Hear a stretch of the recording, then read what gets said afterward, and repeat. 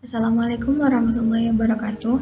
Kami dari kelompok 1B akan menjelaskan tentang praktikum kami yang telah kami laksanakan, yakni laporan dengan judul isolasi flavonoid dari kelompok bunga rosella Hibiscus adarifael dengan menggunakan metode sonikasi.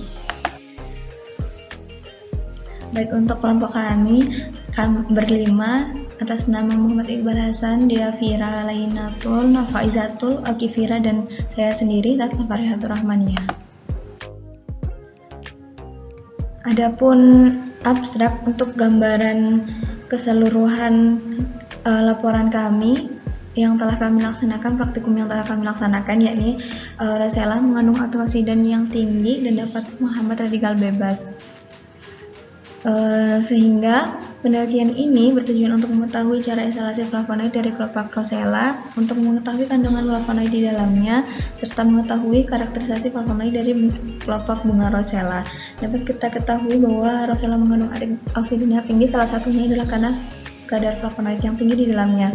Kemudian pada praktikum ini kita menggunakan metode sonikasi pelarut etanol, kemudian dihidrolisis dan dipartisi, lalu diuji flavonoid dan diuji KLTP, kemudian hasil isolat KLTP diuji dengan spektrometer UV vis, FTIR, HNMR, dan GCMS.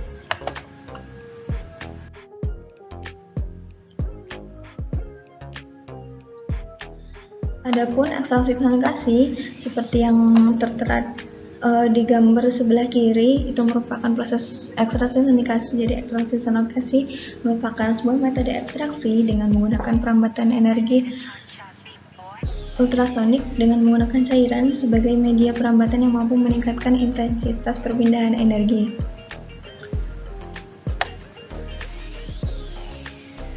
Sonikasi mampu memberikan waktu kerja yang lebih singkat, efektif, penggunaan pelarut yang lebih sedikit, serta landaman yang lebih banyak. Jadi untuk prinsip dari ekstraksi sonikasi sendiri adalah proses pembentukan gelombang kavitasi dengan gelombang ultrasonik yang ditransmisikan melewati medium dengan mereduksikan gelombang suara ke dalam medium sehingga molekul akan bergetar dan gelombang ini akan pecah. Kavitas itu nanti akan pecah sehingga menerima rambatan energi, sehingga menerima energi rambatan gelombang ultrasonik secara terus-menerus. Energi yang dihasilkan nanti dari pecahnya gelombang ini memberikan efek tumbukan di dinding sel sampel rosella, sehingga nanti dinding sel rosella tersebut dirusak. Kemudian nanti pori sampelnya akan meluas.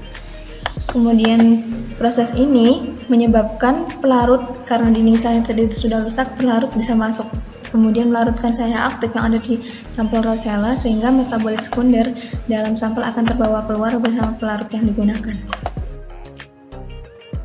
Tahap selanjutnya yakni hidrolisis dan partisi.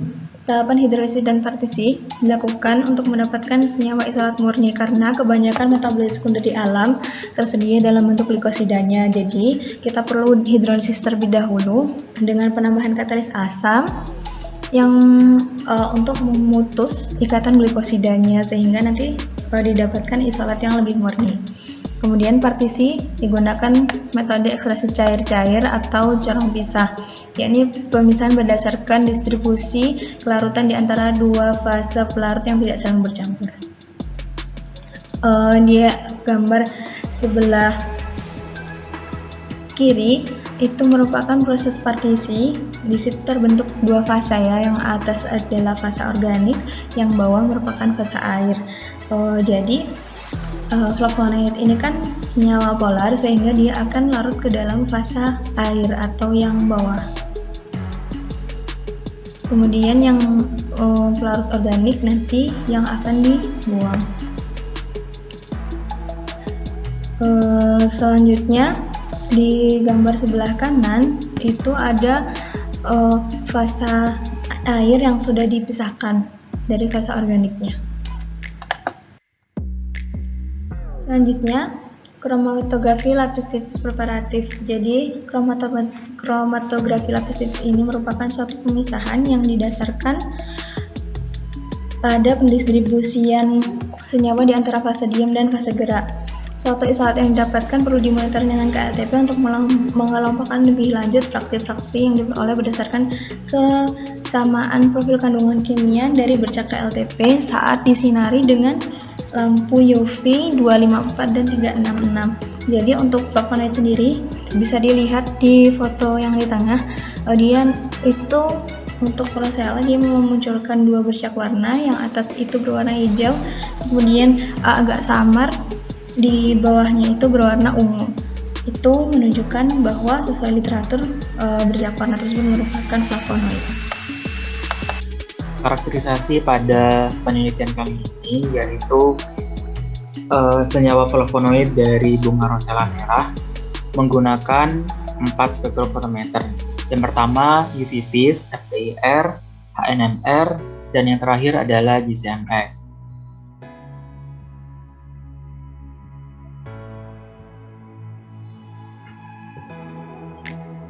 Spektrofotometer UV-Vis. Tujuannya adalah untuk menentukan konsentrasi dari analit di dalam suatu larutan, yaitu dengan cara mengukur absorbansi pada panjang gelombang tertentu berdasarkan hukum Lambert-Witt. Prinsip kerja dari spektrofotometer UV-Vis adalah interaksi yang terjadi antara energi yang berupa sinar monokromatis dari sumber sinar dengan materi yang berupa molekul. Besar energi yang diserap tertentu dan menyebabkan elektron tereksitasi dari ground state ke keadaan tereksitasi yang memiliki energi yang lebih tinggi. Cara kerja pada penelitian menggunakan menggunakan spektrofotometer UV-Vis adalah isolat hasil dari KLTP diencerkan dengan 10 ml metanol dan dianalisis absorbansinya pada panjang gelombang 200 sampai 800 nanometer. Kemudian ditentukan pola spektrumnya dengan spektrofotometer UV-Vis. Selanjutnya, spektrofotometer FTIR. Tujuannya adalah untuk mengidentifikasi senyawa, mendeteksi gugus fungsi, dan menganalisis campuran dan sampel yang dianalisis. Prinsip kerja dari spektrofotometer ini adalah interaksi antara materi dan energi. Ketika FTIR digunakan, inframerah akan melewati celah ke sampel. Celah ini berfungsi sebagai pengontrol jumlah energi yang akan diberikan kepada sampel. Sampel kemudian menyerap beberapa inframerah yang masuk, sedangkan inframerah lain yang tidak terserap akan dipindah melalui permukaan sampel. Tujuannya adalah agar sinar inframerah tersebut bisa lolos hingga ke detektor, sehingga sinyal yang terukur lalu dikirim ke komputer untuk kemudian direkam. Cara kerja pada penelitian kali ini yaitu filtrat yang dihasilkan dari pemisahan KLTP yang menunjukkan positif mengandung senyawa flavonoid ditambahkan dengan KBr lalu digerus dalam mortar agar. Selanjutnya, campuran ditekan dan dibentuk pelet, lalu pelet diletakkan pada sel holder dalam instrumen FTIR dan dibuat spektrum FTIR pada rentang panjang gelombang 4000 sampai 400 cm.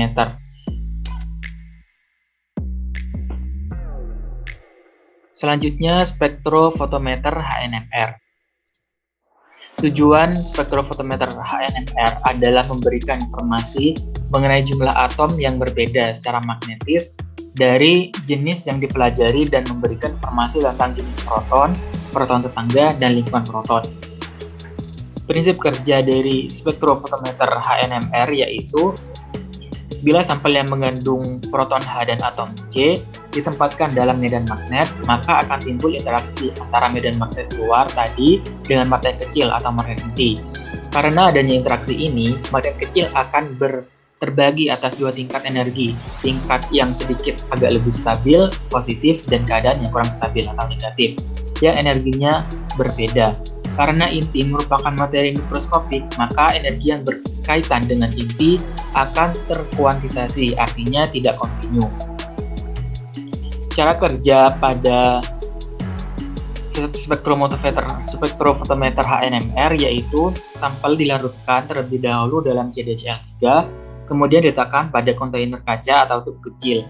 Kemudian sampel diletakkan di sampel tub pada deflection atau di antara dua buah kutub elektromagnetik. Selanjutnya, sampel akan diradiasi dengan gelombang radio pada frekuensi 8 kali 1014 Hz sampai 3 kali 1016 Hz. Elektromagnetik pada medan magnet divariasikan dari rendah ke tinggi dengan cara mengatur arus pada elektromagnetik. Selanjutnya, sejumlah energi dari gelombang radio akan diserap oleh detektor yang kemudian dikirimkan ke recorder untuk digambarkan spektra hubungan antara pergeseran kimia dan intensitasnya. Dan yang terakhir yaitu karakterisasi senyawa flavonoid dengan spektrofotometer GC-MS.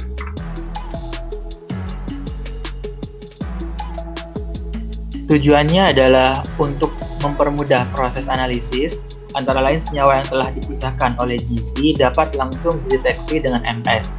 Kelebihan detektor MS yaitu penggunaan senyawa yang telah diketahui isotopnya sebagai standar mampu meningkatkan ketelitian analisis serta mampu menentukan komposisi dasar dari senyawa yang dianalisis pada resolusi tinggi.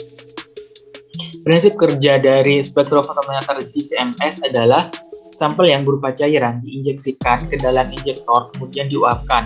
Sampel yang berbentuk uap dibawa oleh gas membawa menuju kolom untuk proses pemisahan. Setelah terpisah, masing-masing komponen akan melalui ruang ion dan dibombardir oleh elektron sehingga terjadi ionisasi. Cara kerjanya pada penelitian ini adalah sejumlah 1 mikroliter produk sampel dilarutkan dalam kloroform dengan konsentrasi 70.000 ppm. Kemudian sampel produk diinjeksikan dengan menggunakan siring ke dalam inject port.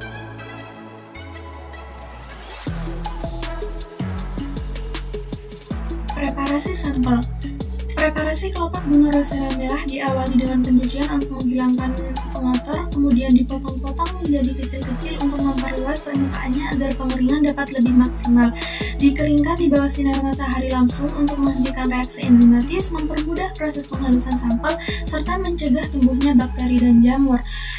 Ditandai dengan kelopak bunga rosella yang menghasilkan warna merah kehitaman sebagai tanda kandungan air di dalamnya semakin berkurang. Sampel yang sudah kering dihaluskan menggunakan blender untuk memperluas permukaan partikel sehingga memaksimalkan kontak dengan pelarut saat proses ekstraksi, dan ekstrak yang didapatkan bisa menjadi lebih banyak. Diayak menggunakan ayakan 90 mesh untuk memisahkan serbuk kering secara sempurna dari pengotor yang ukurannya berbeda dengan sampel. Kemudian hasil preparasi sampel yaitu berupa serbuk kelopak bunga rosella sebanyak 100 gram dari 1 kg sampel basahnya dengan rendaman sebesar 10%. Proses selanjutnya yaitu ekstraksi menggunakan metode sonikasi yang mana menggunakan pelarut etanol 96%. Pelarut etanol 96% diketahui dapat melarutkan senyawa polar yaitu flavonoid, di mana setelah ditambah etanol disonikasi dalam water bath, kemudian disaring dengan corong Batchener untuk memisahkan filtrat dan residunya. Kemudian filtrat dipekatkan dengan vakum rotary evaporator untuk menghilangkan pelarutnya. Pelarut etanol 96% diketahui bisa menguap pada suhu 60-78 derajat Celcius atau juga bisa di bawahnya dengan pengaruh tekanan. Hasilnya berupa ekstrak pekat yang diperoleh pada penelitian sebesar 9,1656 gram dengan rendaman sebesar 30,552% berwarna merah kehitaman. Proses selanjutnya yaitu hidrolisis dan partisi, di mana hidrolisis sendiri digunakan untuk memutuskan ikatan glikosida sehingga diperoleh senyawa aktif tanpa komponen gula. Ditambah asam yaitu HCl2n sebagai katalis untuk memudahkan dalam melepaskan proton secara sempurna dalam air. Lalu diaduk menggunakan stirrer selama 1 jam untuk memaksimalkan proses pemutusan ikatan glikosidanya. Kemudian ditambah NaHCO3 sebagai penetral untuk menghentikan reaksi agar ikatan glikosida tidak terbentuk kembali. Diukur pH dengan pH meter untuk memastikan pH sudah netral yaitu pH 7, karena pada pH 7 glikosida dalam keadaan stabil. Kemudian hasil dari hidrolisis akan menghasilkan gelembung yang kemudian menggumpal karena adanya perbedaan kepolaran dari senyawa metabolit sekunder yang telah terpisah dengan gugus gulanya. Dilanjutkan dengan proses partisi dengan kloroform, yaitu dengan prinsip like dissolve like, di mana flavonoid yang bersifat polar akan terdistribusi pada fase air. Perbedaan kepolaran senyawa menyebabkan pada partisi terbentuk dua lapisan yang tidak bercampur, di mana lapisan atas berupa lapisan fase air, sedangkan fase yang bawah merupakan fase organik. Partisi pada lapisan atas berwarna coklat tua, sedangkan yang bawah berupa coklat muda. Dilakukan sebanyak 3 kali, yaitu dengan perbandingan sampel kloroform 1:5 untuk memaksimalkan proses pemisahan agar fraksi yang didapatkan semakin banyak. Fraksi yang didapatkan dipekatkan menggunakan vakum rotary evaporator sehingga diperoleh fraksi pekat sebesar 6,2392 gram dan rendemen sebesar 89,1314%.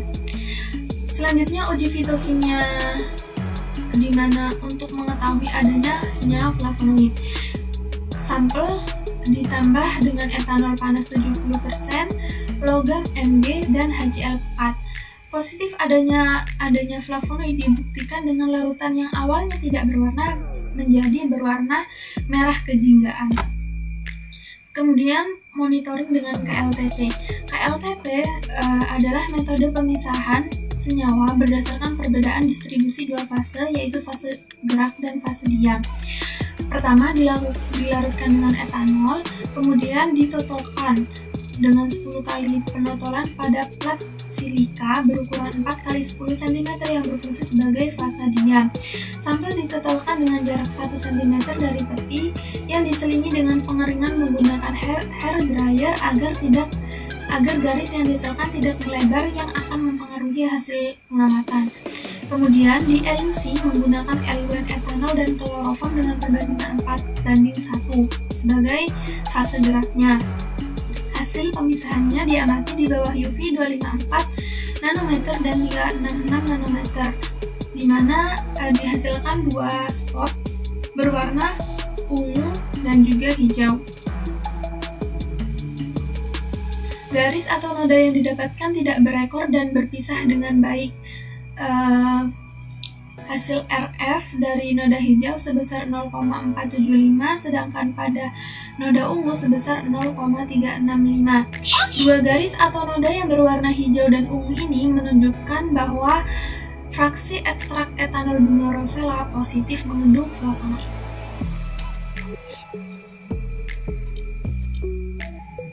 Perkenalkan, nama saya Nova Izatul Humaira dengan NIM 196300037 akan melanjutkan pembahasan terkait hasil karakterisasi isolat flavonoid ekstrak etanol bunga rosella.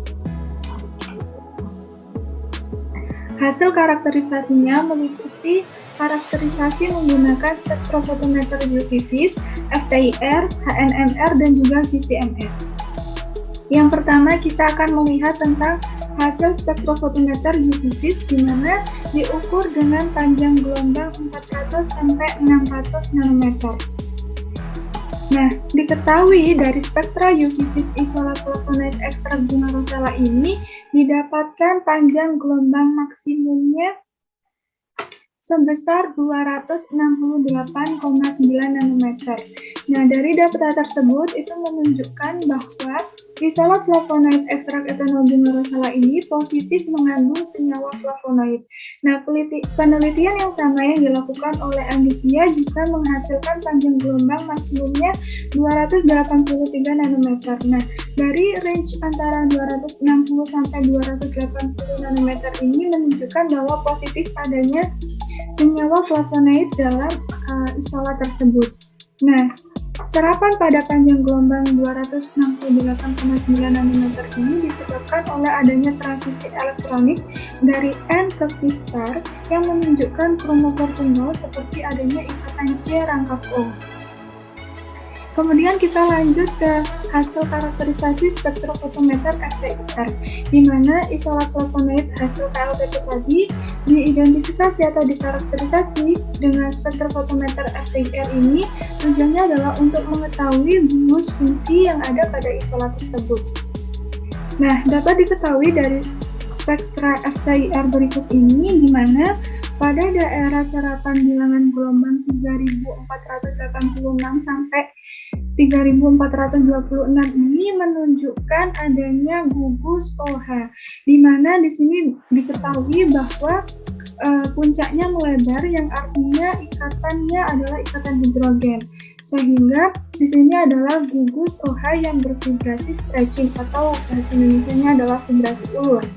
Nah, kemudian pada daerah bilangan gelombang 2980 ini menunjukkan gugus CsP3H yang bervibrasi stretching atau ulur. Kemudian pada daerah bilangan gelombang 2341 ini menunjukkan adanya ikatan C rangkap 3. Kemudian pada daerah bilangan gelombang 1644 ini menunjukkan adanya senyawa aromatik yaitu C rangkap C. Kemudian pada daerah ini ya, pada daerah 1083 sampai 1045 ini menunjukkan serapan dari alkohol yaitu COH atau CO saja kita nyebutnya. Nah, di sini ini menunjukkan alkohol sekunder, dan yang pada daerah bilangan gelombang 1083 ini sekunder, sedangkan yang 1045 ini menunjukkan alkohol primer. Kemudian pada daerah 878 ini menunjukkan senyawa atau gugus dari CH aromatik. Kemudian pada daerah ini merupakan daerah out of plane atau keluar bidang, yang mana menunjukkan CH dari alkena. Nah, selanjutnya hasil karakterisasi menggunakan spektrofotometer HNMR, di mana karakterisasi menggunakan spektrofotometer HNMR ini bertujuan untuk mengetahui jumlah dan posisi proton dengan menggunakan pelarut CdCl3 atau deuteroform yang menggunakan standarnya adalah TMS. Nah, dapat diketahui dari spektra HNMR isolat flavonoid itu menunjukkan adanya 6 sinyal proton.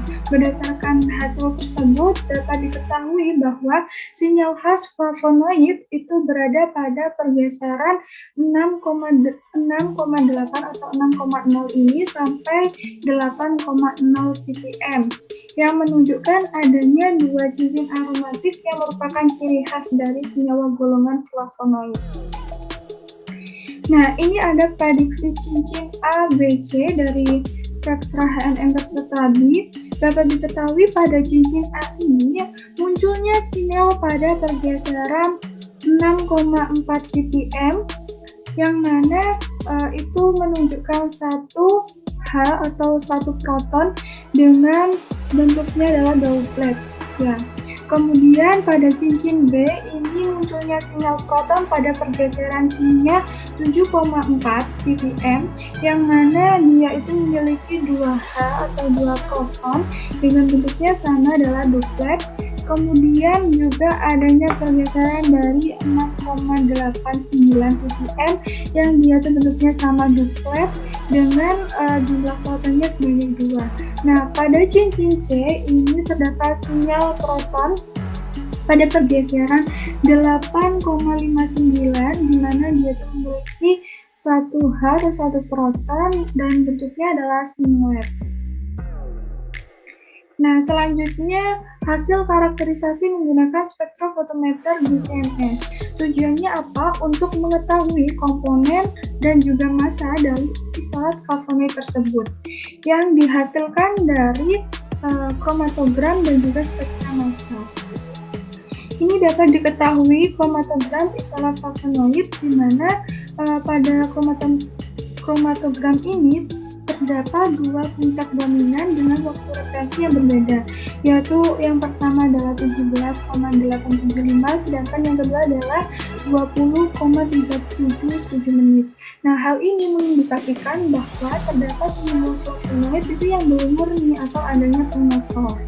Nah, diduga pengotornya ini di sini adalah asam lemak karena memiliki waktu retensi yang hampir sama dengan asam lemak.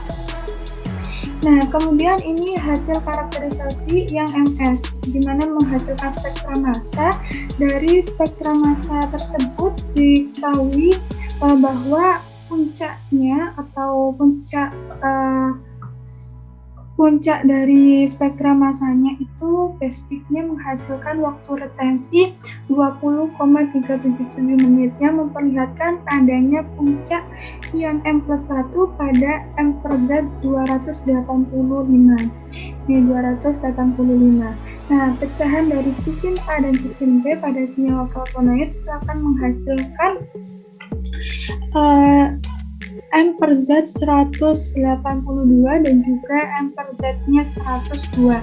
Nah, hilangnya gugus CH yang memiliki massa 15 itu menghasilkan M/Z 167 dari puncak M/Z 182 ini. Ya, dilihat pada spektrum massa ini yang menghasilkan adanya pola oksigenasi CH3 pada senyawa flavonoid, sehingga hasil dari karakterisasi BCMS ini menunjukkan memang adanya senyawa flavonoid di dalam isolat hasil KLVP ekstrak etanol bunga rosella.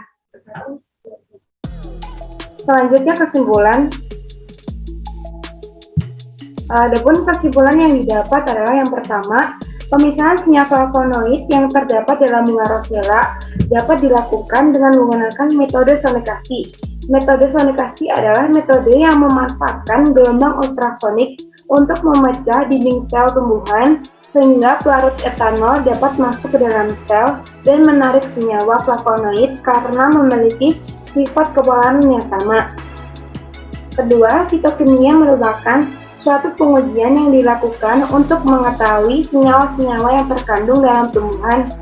Pengujian fitokimia dalam bunga rosella dilakukan dengan menambahkan pelarut etanol, HCl, dan Mg.